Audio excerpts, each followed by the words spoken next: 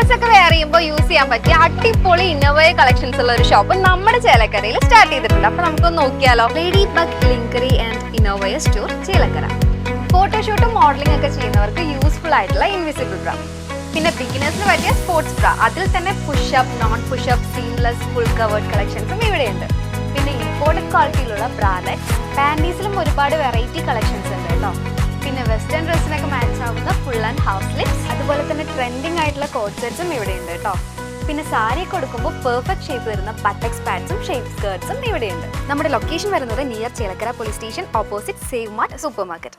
ആൺവേഷം കെട്ടി ജോലിക്കിറങ്ങിയ പെൺകുട്ടിക്ക് നേരെ അതിക്രമം കാട്ടിയ പ്രതി റെയിൽവേ പോലീസിന്റെ സംയോജിതമായ ഇടപെടലിലൂടെ പിടിയിലായി.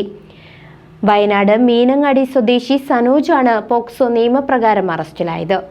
ആൺവേഷത്തിൽ ജോലിക്കിറങ്ങിയ പെൺകുട്ടിക്ക് നേരെ അതിക്രമം. വയനാട് സ്വദേശി പോക്സോ കേസിൽ അറസ്റ്റിൽ.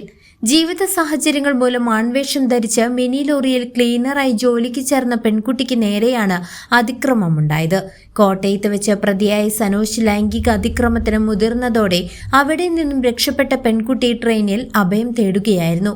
ചലിക്കുന്ന തീവണ്ടിയുടെ വാതിൽപ്പടിയിൽ അസ്വാഭാവികമായ രീതിയിൽ യാത്ര ചെയ്ത കുട്ടിയെ റെയിൽവേ പോലീസുകാരൻ ശ്രദ്ധിക്കുകയും വിവരങ്ങൾ അന്വേഷിക്കുകയുമായിരുന്നു. തുടർന്ന് കുട്ടി നേരിട്ട ക്രൂരതകൾ മനസ്സിലാക്കിയ police railway police SHO Anil മാത്യുവിന്റെ നിർദ്ദേശപ്രകാരം കുട്ടിയെ തൃശൂരിൽ ഇറക്കി സുരക്ഷിത കേന്ദ്രത്തിലേക്ക് മാറ്റി. തുടർന്ന് നടത്തിയ അന്വേഷണത്തിലാണ് വയനാട് മീനങ്ങാടി സ്വദേശിയായ പ്രതിയെ പോലീസ് നിയമത്തിന് മുന്നിലെത്തിച്ചത്. പെൺകുട്ടി ഇപ്പോൾ ചൈൽഡ് ലൈൻ പ്രവർത്തകരുടെ സംരക്ഷണയിലാണ്.